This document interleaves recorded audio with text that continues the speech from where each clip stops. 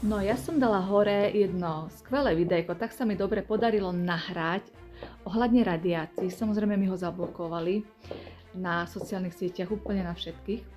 Takže je mi to ľúto, ale tí, ktorí to videli a ešte stihli si to teda pozrieť, tak videli vlastne to, že som tam dávala hore antiradiačný čaj.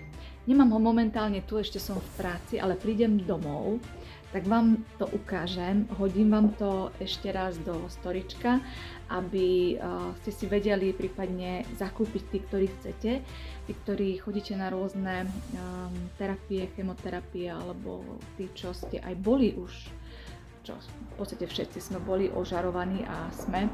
Tak práve na toto je naozaj veľmi dobrý tento antiradiačný čaj, pretože okrem iného aj iné čaje sú tam k dispozícii potom na tej stránke, môžete si to pozrieť, či už na čistiace prostriedky, pesticídy, herbicídy, fungicídy,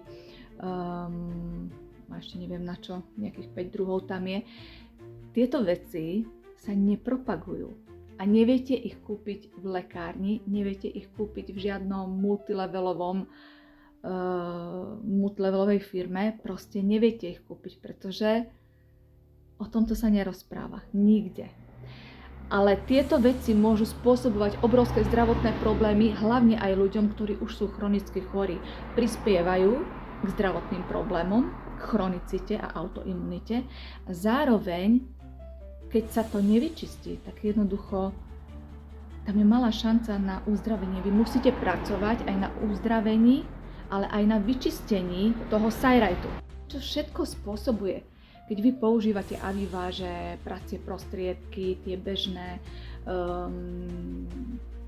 parfémy, hej, vonné sviečky, proste tie voniatka rôzne do zastrčky, do auta a kadejaké takéto somariny, viete, čo všetko to spôsobuje? A radiácia? Tieto veci, to všetko dýchame, to ide priamo do pečene. A prečo máte stagnujúcu a spomalenú pečeň? Čo si myslíte? Akože